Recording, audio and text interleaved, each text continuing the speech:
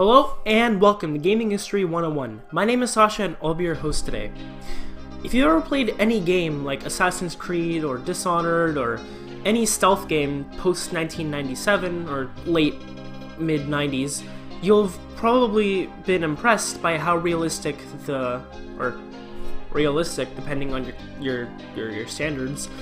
You probably realized how realistic and how real the actual mechanics of the stealth are. None of these mechanics would have been real though without one game, and that's Metal Gear Solid.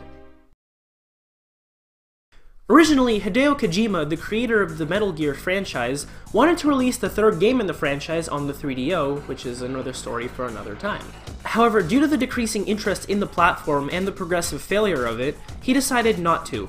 He switched development of the third Metal Gear game soon after he dropped his game Policenauts on the 3DO. Kojima decided to rename the game Metal Gear Solid just because he felt like the first two games weren't really known as they were released on the MSX computer, and the MSX wasn't the most popular computer outside of Japan.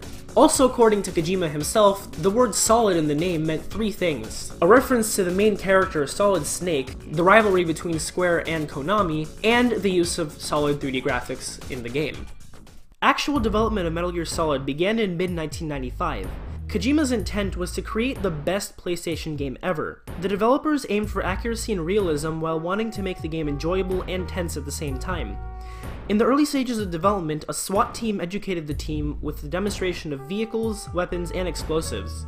Can you imagine that happening? Imagine walking into your office one day and seeing a bunch of SWAT officers showing off their weapons and maybe shooting a stack of papers or something. That sounds cool! Kojima said he wanted to lead development this way because he believed that if the player isn't tricked into believing that the world was real, then there's no point in making the game. To make sure that the person was tricked into realism, they made adjustments to each tiny detail, including adding individually designed desks.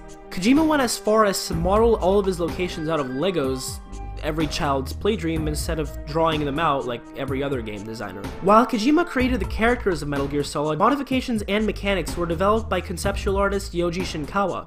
The characters were actually made in the game by polygonal artists using pencil drawings and clay models, all made by Shinkawa.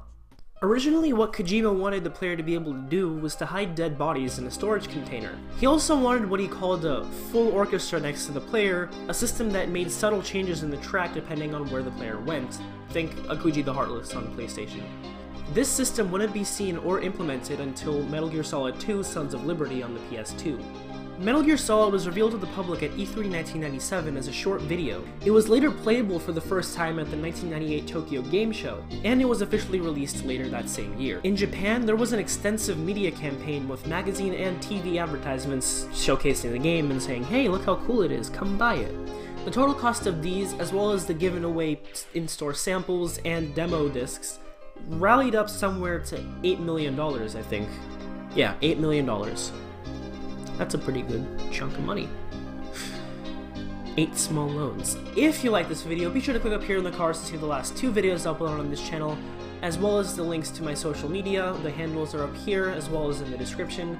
And if you like this video, be sure to tell me what you'd like me to make a video on, and if I like the video idea, I'll probably do it, and if I don't, well, it's not like I have a choice, now do I? But, if this is the right part for today, this has been Gaming History 101. Thank you so much for watching.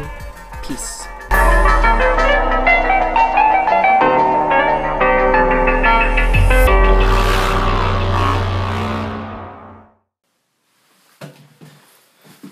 Okay, so the original idea for this was that I was going to try to fit it in somehow onto my wall, but I couldn't, and now I'm just going to use it for a prop.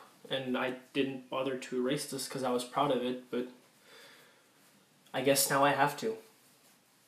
Oops.